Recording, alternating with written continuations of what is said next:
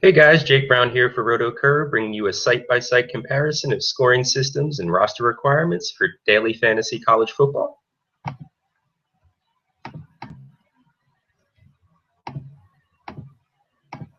All right. And what I have on my screen for you to see is that sheet breaking down the scoring systems and roster requirements for college football. Not as many key scoring differences to look at in college football as compared to a few of the other sports. There are PPR differences that you should take note of. FanDuel, Fantasy Aces, and Fantasy Feud going with a half point per reception, and DraftKings, Draft Day, and Draft Pot going with a full point per reception. You'll also notice that there are no kickers or defense, and Draft Pot goes with both a kicker and defense. Scoring-wise, as I mentioned, PPR is really the only thing I look at in college football. It is worth mentioning that DraftKings does still have a bonus, same bonuses as NFL. Draft Day eliminates those bonuses for college football. But the bigger thing that I'm looking at when I look at college football and try to evaluate where to play is the rosters. If you'll notice, almost none of these rosters are created identically.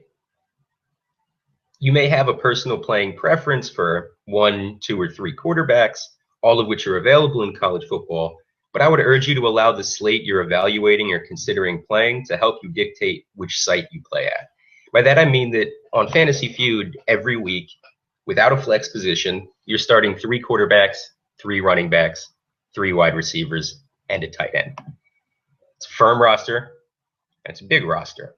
So in this case, it's a great place to play if you feel you've done tons of research and you can fill that roster with 3 quarterbacks, 3 running backs, 3 receivers, and even if you need to punt the tight end, if you feel confident in that roster, you can't get those same numbers of players on any other site. So that would be a great place to play.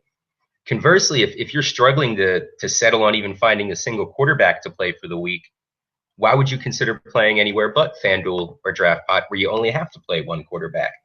So depending on the slate and depending on how you evaluate things, that should play a larger part in deciding which site to play on than I think it does for the majority of people. The tight end position is also a requirement on every site but DraftKings. And as the majority of college football tight ends are not used as offensive weapons, you may like eliminating that position for which it's hard to find a solid floor. Or if you do happen to find a tight end who you really like, don't play on DraftKings where you're still not likely to play that tight end who's going to be listed as a receiver over a receiver. But there are 5 other sites where you have to use a tight end, so play there. Again, just making sure you're aware of the size of the roster and how confident you are with filling out that roster. And if you find a nice core of players that fit in on FanDuel, you don't really have to research additional positions because you've locked into a quarterback and a couple receivers and some running backs. That might be the easiest and most intelligent place for you to play to grow your money effectively.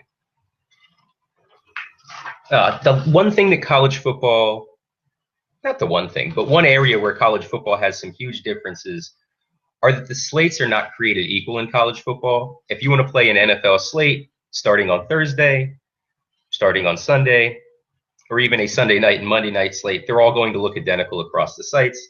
But it's very possible that on any given Thursday or Saturday, no daily fantasy sites have identical slates for college football. So while it's great to wake up and notice overlay, and now that you understand scoring and roster differences, you can make decisions more effectively. But if the overlaying site is including games you haven't researched, I would strongly consider passing on it, as you might not understand how much of a disadvantage you're actually at. If you have the time, I'd suggest figuring out and comparing each of the site's list of games a couple days in advance and figure out which games overlap. And when doing research, it would make sense that if there's a game included on every single site, start your research there. But if there's a game or two only being included on one site, your evaluation of those games should really help guide your decision on where to play. All right.